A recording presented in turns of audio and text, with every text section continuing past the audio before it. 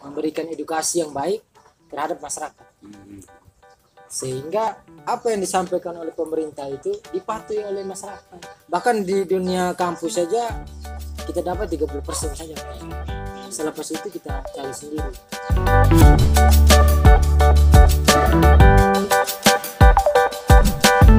Ini bersama saya. Sabar santai piring dulu. Sabar santai piring dulu. Sabar santai piring dulu. Sabar santai piring dulu.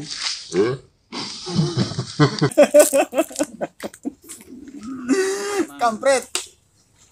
Generasi milenial yang lahir di milenium. Bisa aja Bang Pantur. Eksisnya selalu di dalam dunia kehutanan. Eksisnya ya selalu di dalam dunia kehutanan. Sebagai ketuanya orang-orang pendaki. Organisasinya bernama apa ya organisasimu? Organisasi sendiri sih, Kompas Kompas ya. Komunitas Pencinta Alam. Oh, komunitas pencinta alam. Dengan organisasi? Ada Himapala Himapala Unmuh Kupang. Terus bro ini ketua cabang ya sekarang ya? Dulu pernah saya. Oh dulu pernah. Tapi sekarang Saya lebih baik ketua sendiri aja. minta maaf. Saya mau ketawa tapi nggak jadi karena memang musimnya nggak bagus sih. Kok ini kenapa nggak nyala ya Pak? Ya mungkin karena PT juga takut dengan aktivis sebenarnya. Aduh, rusak ya itunya ya. Jadi Bapak sekarang aktivitas selain di organisasi di mana lagi Bu? Saya selain di organisasi saya piara ayam. Oh piara ayam ya. Piara ayam. Tapi nggak piara yang lain kan? Enggak. Ya kita ternak ayam lah. Alhamdulillah sekarang sudah hampir ratusan ekor. Oh saya pikir hampir punah.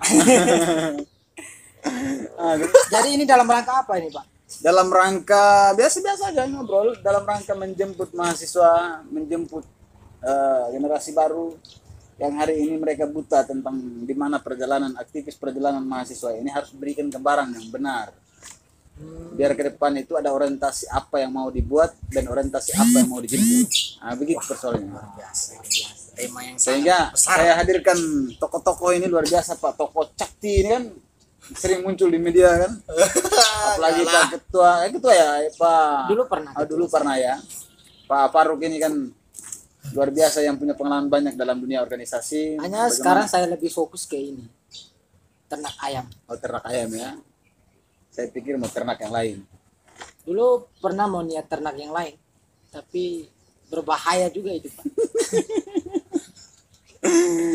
Bahayanya itu kenapa Pak? Kalau boleh tahu. Karena kalau kita ternak yang lain itu kan tidak ada jenisnya di situ. Lain. Harus kita misalnya ayam harus ayam. Mau ternak ikan gitu. Lain kan orang bingung. Apa ini? Begitu Pak. Aktivis juga ya. Aktivis. Organisasi mana itu? Saya dulu itu di IMM. Ya IMM. Ya.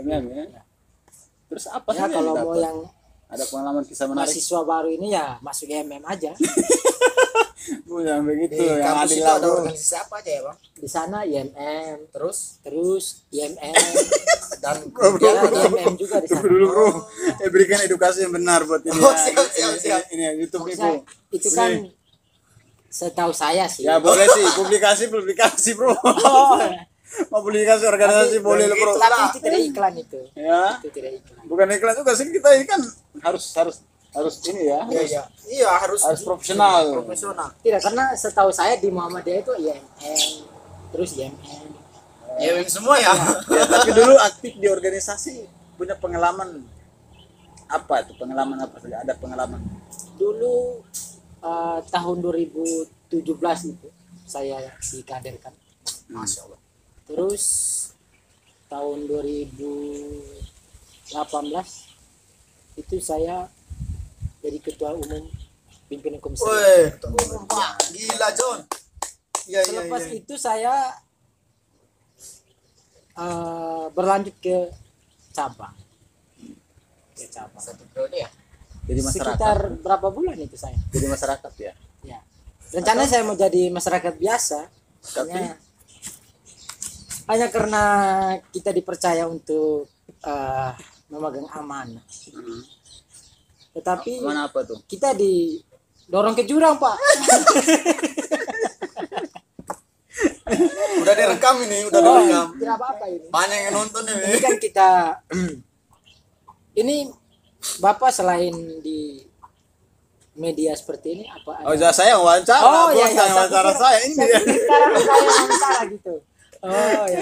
Saya tanya bapak jangan tanya saya. Ya, pengalaman setelah dari komisariat, terus setelah dari dunia kampus, aktif di organisasi. Selepas itu, habis sudah, apalagi aktivitas setiap hari? Saya ketika selesai perkuliahan itu pada tahun 2020 kemarin. Boleh. Saya pertama bingung Pak Masih saya. lagi keo. Boleh, bahasanya keo. Kalau di Nike bilang jauh pertama itu jauh bingung.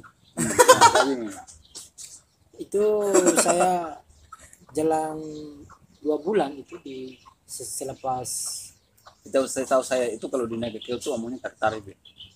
ya itu di Nike Kio. Kan sekarang saya lagi di Kupang. Oh iya. Ya, saya lagi di Kupang. Jadi perpaduan antara Nike Kio dan Kupang. Hah? Jadi pada saat itu beta pusing. Beta cari di Kupang. Oh ternyata ada Emang peluang. aku penghilang. Sonde di sekitar kota Kupang. Oh. Kalau mahasiswa selesai kuliah itu kan bingung mau kemana. Bingung mau kemana, terus kemudian dengan tuntutan zaman hari ini kan mau tidak mau kita harus punya duit kan. Sama jangan menuntut ya. Kalau tidak ya kita tidak bisa buat apa-apa. Dari situ saya putuskan untuk cari kerja di Kupang. Dan alhamdulillah sampai hari ini saya dipercayakan di PT Kawana sebagai operasional. Oh, sampai ke direktur utama. Sempat saya jadi direktur. Hanya semenjak kita peralihan masa kepemimpinan berpengaruh juga saya. Digeser juga. Rencana saya mau teruskan Apa itu begini. Apa tuh? Ini tanda untuk melambung naik ke atas, Pak. Oh, yang ke atas. Oh. Tapi dia putar turun ke bawah. Turun ke bawah saya backup. Oh. Saya backup balik. Sama seperti di IMM. Saya pikir ini roket, dia naik di atas habis itu di bawah. Naik. Ah. Sampai atas, cuaca buruk. Terus dia turun. Terus dia turun lagi. Tapi dia tidak tikam di bawah. Sempat tikam Oh. waktu itu. Tapi kalau pengalaman dunia kampus desa aktif sebagai itu kan punya pacar banyak tuh. Dulu saya tidak menuju ke sana. Tidak punya ya. Sampai sekarang tidak punya pacar ya. Iya, Sekarang jomblo ya. saya belum punya pendamping hidup. Pendamping belum. hidup ya. Masih mencari sekarang. Masih mencari. Berarti sekarang single ya. Single ladies. Saya ladies and gentlemen. Halo pemirsa, kalau ada yang ini masih jomblo nih, Jadi ini sudah siap matang nih, sudah bekerja. matang. Nah, Sudah masak berapa kali saya? siap ya. Intinya siap apa ya? Lah. Bukan siap tempur sih, siap dalam kesiapan lahiriah dan batinnya secara matang sudah selesai lah ya. Ya. Alhamdulillah sampai hari ini saya lagi mengumpulkan kesiapan itu. Jody ya, jomblo ditinggal pria. Tapi Jody satu jomblo yang ditinggal. Kalau pria. Jody itu yang jual ikan asin di Strat A. Terus bagaimana kisah perjalanan kuliah? Terus ada iming-iming lain kah selain dari Saya harapan saya sih, saya ingin sukses aja di dunia bisnis. tidak mau sukses akhirat juga? Dua-duanya, Sudah sholat asar ya? Dunia dan bisnis. bisnis dunia Hmm. kita kaitkan dengan bisnis. Sekarang Dua-duanya sejalan. sekarang kita masuk pada pertanyaan inti. Tadi itu yang cuman kita umur-umur aja. Panas aja sih. Itu parah. Sekarang begini, biasanya kan punya pengalaman aktivis dalam dunia organisasi itu kan punya pengalaman banyak tuh. Kalau melihat realitas hari ini macam kayak apa ya? Realitas hari ini seperti beberapa kasus akhir-akhir ini yang kemudian aktivis memberikan kritikan yang pedas terhadap kasus-kasus seperti kerumunan. Iya sih. Bagaimana tanggapan para aktivis yang duduk di sini? Kalau kita lihat hari ini aktivis-aktivis ya tahun Tahun apa 80-an tuh? ke atas lah. Oh, saya pikir angin. Istilahnya seperti aktivis milenial Ah, pada era-era 4.0 ini. Ra. Era, kalau di Mbahi bilang era itu kera, oh, aktivis kera begitu. ada aktivis kera ya? Ya ada. Kayak Kayak jadi kita lihat banyak ya aktivis sekarang yang lebih terlena dengan kondisi. Terus kemudian kita lihat beberapa hari ini kan terjadi persoalan tuh kerumunan itu. Kalau aktivis mempertanyakan persoalan itu memang harus, karena kalau misalkan terjadi kerumunan itu kan akan terjadi orang COVID bilang apa? Klaster baru nanti. Karena kalau terjadi kerumunan itu, maka akan timbullah itu COVID. Karena kita tidak tahu yang hadir di situ dari mana saja. terus Dari daerah mana kan kita tidak tahu. Apakah dia bawa dengan virus-virus baru kan? Kan kita tidak tahu. Maka sebenarnya sebagai pemerintah itu dia menghindari hal-hal seperti itu. Memberikan edukasi yang baik terhadap masyarakat. Sehingga apa yang disampaikan oleh pemerintah itu dipatuhi oleh masyarakat. terus kakak Faruk Tapi hari ini kan Kuy lah. kita Harus melihat nih ada cabang. terus kakak Faruk, terus bagaimana dengan tanggapan terhadap respon mahasiswa yang kemudian justru melakukan langkah yang sama seperti pemerintah? itu dalam hal apa juga? Artinya bahwa melakukan protes seperti demonstrasi dan lain, tapi menciptakan kerumunan juga, Itu melanggar prokes, tidak pakai masker. dilakukan oleh aktivis. Oh iya, jelas tuh. Sebenarnya itu Bagaimana menjadi- tanggapannya? Kalau tanggapan kami ya sebagai aktivis juga. Ya aktivis ya. Ya paling tidak kalau seandainya kita ingin mengkritik pemerintah atau kebijakan yang dilakukan oleh pemerintah itu, kita taati dulu aturan. Jadi yang disalahkan? Ya paling tidak itu jadi apa ya, rujukan ke depan lah, sehingga ketika melakukan sesuatu itu kita harus memikirkan dulu. Nah, jangan sampai kita memprotes ke pemerintah tapi kita melanggar gitu, melanggar aturan yang ada. Itu kan fatal juga itu. Tapi kalau begitu, apakah langkah aktivis itu benar atau salah menurut kakak Cakti? Kalau dari saya nggak bisa bilang salah, Sudut- nggak bisa bilang benar sih. Ah, ah. Kalau menurut saya, kalau manusia itu sebenarnya unik, karena aktivis itu kan perwakilan dari masyarakat untuk menyampaikan keluh kesahnya kepada para penguasa ya. Oh iya, tunggu dulu. Kalau bicara tentang perwakilan mahasiswa atau sebagai perwakilan aktivis, sebagai perwakilan dari masyarakat, terus apa fungsinya DPR? Selanjutnya adalah kadang-kadang aktivis juga ketika terlalu melakukan aksi, sifatnya bukan kepentingan rakyat di bawah. Bagaimana tanggapan? Kalau itu ya kembali ke internal pribadinya aktivis tersebut sih. Iya. Udah kuat belum idealisnya? Iya, iya, iya. Ataukah idealisnya karet, fleksibel, bisa ke sana, bisa ke sini. Apalagi terus, seperti yang Bung Faruk sampaikan tadi di era milenial ini, era ini memang harus ada sebuah mahasiswa itu sudah dikenalkan dengan yang namanya money politik. Ya, politik uang itu tadi ya, seperti dituntut karena tuntutan zaman tadi. Ya kalau dia idealisnya kurang kuat, berarti ya dia otomatis pasti akan terjerat dengan kepentingan-kepentingan lain dibalik kepentingan rakyat tadi.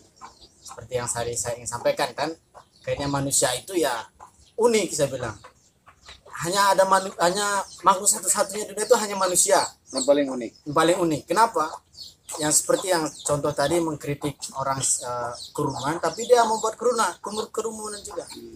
seperti halnya seperti yang orang-orang yang para pecinta alam sih seperti Ya, itu, ya, ya. teriak-teriak jangan menebang pohon, tapi menulis tulisan tersebut di atas kertas yang dia sendiri tahu bahwa kertas itu dibuat dari hasil tebangan pohon. Kan unik itu, menciptakan masalah di atas masalah. Berarti para pencipta alam harus tulisnya bukan atas kertas. Ya tergantung, makanya kembali lagi ke orangnya, saya bilang tadi kan. Terus bagaimana cara pandang para aktivis yang ya sekarang aktivis pertumbuhan lah ya, masih proses kan dalam Ya dunia masih proses organisasi semua ya. ini.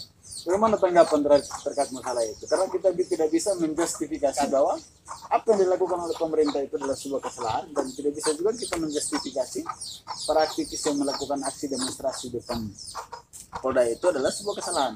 Iya. Kalau dari saya sendiri sih, saya sebenarnya kalau dilihat lagi dari kasus yang terjadi itu bahwa pejabat melakukan kerumunan itu, saya sih sebenarnya mendukung, sangat mendukung. Iya. Dengan adanya pejabat menunjukkan hal seperti itu, berarti saya dan rakyat semakin yakin bahwa ya kita juga bisa buat seperti itu. Itu contoh dari penguasa bahwa oh kalian boleh buat ini, walaupun kebijakan yang mereka buat yang hal yang lain. Itu harusnya kita dukung agar bisa longgarnya. Tapi kalau sepanjang apa yang mereka lakukan itu adalah sesuatu yang sesuatu yang tidak menjadi pelanggaran, misalnya Ya. di kabupaten, misalnya di Kabupaten Kupang itu masuk pada wilayah zona hijau, dan kemudian apa yang mereka lakukan itu sudah melalui beberapa tahap yang sesuai dengan tuntutan aturan itu tadi, maka apakah itu juga sebuah kesalahan? Oh iya pastilah kesalahan. Melakukan kegiatan di zona hijau, Oh zona hijau enggak. enggak kan? Berarti apa yang dilakukan oleh pejabat publik itu adalah bukan sebuah kesalahan. Maka tidak bisa begitu karena itu posisinya waktu itu bukan zona hijau di Kabupaten Kupang itu, dan saya tahu persis itu karena saya pulang dari sana sebelumnya.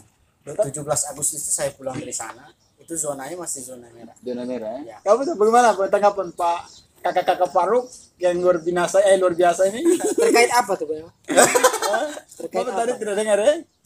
Saya Terkait- sempat dengar. Terkait sinkronisasi Mungkin antara karena naik di dalam. sinkronisasi antara apa yang dilakukan oleh pemerintahan, apakah pemerintah yang salah ataukah mahasiswa yang salah?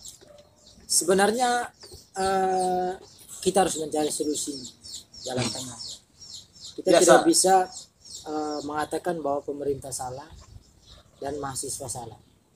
Tapi kita harus melihat bahwa sebagai masyarakat atau sebagai warga negara, kita harus melihat bahwa apakah yang dilakukan ini itu dampaknya seperti apa gitu, terhadap upaya pemerintah hari ini kan untuk menghilangkan COVID-19 ini kan upaya. Nah, tapi ketika dilakukan misalnya hal-hal yang kemudian kita dengar bersama ya, itu saya pikir bukan menghilangkan kasus COVID di NTT, tetapi itu akan menambah begitu kasus-kasus baru. Tapi buktinya kan tidak. Ya, kan sampai hari ini kan data COVID ini kan kita hanya dari Justru ada beberapa keterangan yang disampaikan itu setelah kegiatan itu yang terjadi di mana di Pulau Semau itu, terjadinya peningkatan ekonomi pada saat itu. Ya, karena para itu sisi pembelanja itu positifnya, saya sepakat itu tadi. dari meningkat. itu dari sisi Ya, positif. saya sepakat itu Dari tadi. sisi positifnya cukup bagus karena perekonomian di daerah tersebut meningkat. Gitu. Terus kemudian Terus sebenarnya perizinan dari kegiatan di sana pun dibekali dengan perizinan dari Satgas COVID-19. itu yang kedua. Ya, dua. Kemudian orang-orang yang melakukan kegiatan di sana pun sudah dilakukan tes antigen, suhu segala macam. Kalau diperbandingkan dengan kawan-kawan aktivis yang melakukan aksi demonstrasi di depan gubernur, itu kan tidak melakukan proses yang seperti dilakukan oleh pemerintah. Dan kedua, melakukan kerumunan dan menciptakan kerumunan di sana, kemudian tidak menggunakan masker secara baik, itu loh persoalannya. Maka peletakan dua kasus ini apa sesungguhnya yang kemudian, apakah kita harus salahkan pemerintah ataukah aktif? kita kembali lagi ke Baik, kita maju nih. Ya. Kita kembali lagi. Kita maju. untuk kita mensinkronkan ini. Oh ya, silakan. Persoalan ini kan sebenarnya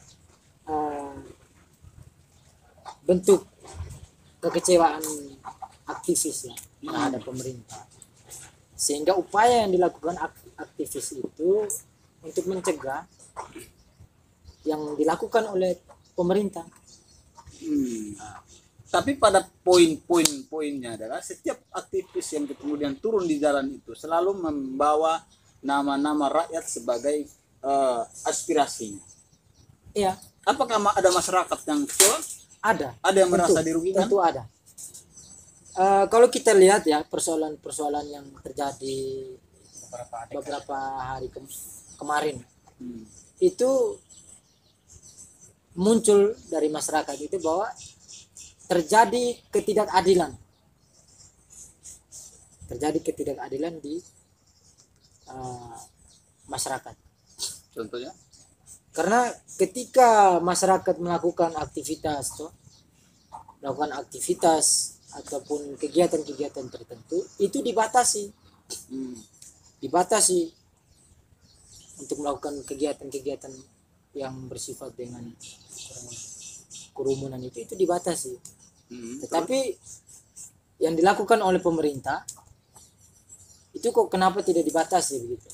Sehingga kalaupun memang harus menjaga harus mentaati prokes, oke, itu dilakukan oleh masyarakat, memakai masker, terus menyediakan tempat cuci tangan, lain sebagainya. Tapi itu dibatasi ruang-ruang itu, sehingga bentuk ketidakadilan itu muncul di situ. Tuh kenapa pejabat-pejabat publik melakukan hal-hal seperti itu kok dibiarkan begitu? Sebenarnya sebagai pejabat publik di pemerintahan itu sebenarnya memberikan edukasi yang baik, memberikan siraman-siraman yang baik kepada masyarakat, sehingga dicontohkan begitu. Karena pejabat itu dia akan dicontohkan oleh masyarakatnya begitu. Kalau pejabatnya demikian maka jangan salahkan masyarakatnya begitu. Oke, baik Mas, kita tutup dulu untuk berkaitan dengan penanganan tema ini. Kita kembali kepada aktivis Dora nih. Apa keuntungan selama berproses di organisasi tadi tuh yang kamu punya tuh? IMM. Yang nggak tahu saya, kamu ikut organisasi IMM itu apa? Banyak yang saya dapatkan di sana, baik itu positif dan negatif saya banyak dapatkan. Dan tidak bisa saya sebut satu persatu karena saking banyak. Ya. Jadi intinya bahwa setiap mahasiswa itu harus masuk organisasi ya. Harus masuk. Karena harus bagi mahasiswa baru ya yang mungkin mengambil jalan untuk menjadi mahasiswa, supaya kita itu bisa mengembangkan kapasitas diri, terus mengembangkan karakter kita itu harus lewat jalur-jalur organisasi, karena tidak ada wadah lainnya yang kemudian mengasah kita punya kemampuan itu. Bahkan di dunia kampus saja kita dapat 30% saja pada sana. Selepas itu kita cari sendiri. Lewat organisasi tadi. Itu yang harus. Dan kalaupun mahasiswa hari ini hanya terlena dengan kondisi yang ada, maka ketika dia selesai perkuliahan, nanti dia akan rasakan ketika yang berorganisasi dengan tidak berorganisasi itu nanti beda sekali. Apalagi dia kembali ke masyarakat, tantangan yang cukup besar karena dia tidak punya kemampuan di situ, baik dalam komunikasi ataupun dalam keahlian lainnya misalnya. Ya kalau saran saya sih untuk mahasiswa baru harus organisasi apapun itu. Tapi jika disinkronisasikan antara keuntungan berorganisasi itu, memang banyak masyarakat hari ini yang sering dihantui dengan sikap para aktivis yang justru lebih mengutamakan dunia organisasi ketimbang dunia akademisi. Bagaimana pandangan ente? kalau dari saya sendiri ya itu sebenarnya perlu ada lakukan sebuah bukti nyata di tengah-tengah masyarakat bahwa melalui jalur organisasi inilah dia sehingga bisa sampai kepada titik mendapatkan gelar sarjana itu dengan cara salah satunya kamu harus tuntas kuliahmu sesuai dengan waktu yang ditentukan oleh kampus, ada standar-standarnya. Jangan sampai telat untuk wisudanya. Seperti yang sudah dicontohkan oleh Bung Faruk tadi, wisuda dalam tepat waktu, cepat dan sedangkan termuda itu beliau termuda. Bukan mudah-mudahan ya. Bukan mudah-mudahan, tapi termuda itu yang luar biasanya di sana. Itu menurut saya sih. Tapi bagaimana cara untuk menghilangkan stigma buruk masyarakat terhadap organisasi itu? Ya itu tadi salah satunya. Pertama kita harus terus melakukan sosialisasi dalam bukan hanya sosialisasi ya, kerja nyata itu penting di tengah-tengah masyarakat sehingga mereka bisa melihat oh ternyata orang organisasi itu seperti ini, malah lebih sukses akademisnya ketika dia ikut organisasi. Dan ketika di lapangan pasti masyarakat tahu oh ini orang yang organisasi ternyata seperti ini, karena organisasi itu seperti ada ciri khas tersendiri sih. Sekaligus slow closing. Bos Faruk nih, Pak Ketua Faruk nih. Bagaimana kan Anda dulu kuliah itu pas 4 tahun kan? Ya. Bagaimana tips Anda ketika memberikan kepada adik-adik mahasiswa baru tips Anda untuk sukses dan organisasi dan tepat waktu pada saat perkuliahan? Pada saat perkuliahan. Tipsnya itu kita kembali ke diri kita masing-masing. Kembali ke diri kita masing-masing. Bagaimana kita bisa memanage waktu itu antara perkuliahan dan organisasi. Kita jangan menyepelekan salah satunya. Baik itu perkuliahan dan organisasi.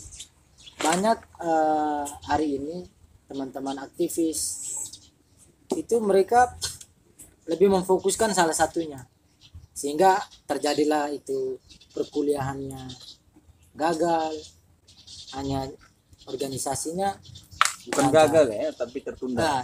Terhambat begitu ya, tertunda dalam perkuliahannya. Maka kita kembali lagi ke diri kita. Sebenarnya dalam antara aktivis dan mahasiswa itu sebenarnya luar biasa itu Pak. Jadi tipsnya cuma satu saja. Tipsnya kalau dari saya waktu. sih manajemen waktu. Terus karakter pemalas itu dalam diri itu harus dihilangkan. Kedua itu kalau kita mau cepat habis, cepat selesai perkuliahan, maka harus fokuskan perkuliahan. Selesai perkuliahan baru kita himpun di organisasi untuk kembali mengasah apa yang kita dapat dalam kampus itu, kita salurkan di situ. Fokus manajemen waktu, fokus dan hilangkan karakter pemalas. Pemalas. Oke, baik. Terima kasih kakak berdua, luar biasa diskusi kita pada sore hari ini. Kalau ada adik-adik yang mau ikut organisasi, ingat ini 3 pesan dari kakak Faruk ini. Yang pertama, manajemen waktu harus diatur dengan baik. Yang kedua, hilangkan sikap malas. Lagi harus fokus dengan kuliah. Jangan cari pacar. Jangan cari yang lain-lain selain kuliah dulu. Begitu, sekian dari saya. Apalagi jangan lupa subscribe. Jangan lupa like, subscribe. Itu yang saya sampaikan. Lebih mohon maaf. Assalamualaikum warahmatullahi wabarakatuh.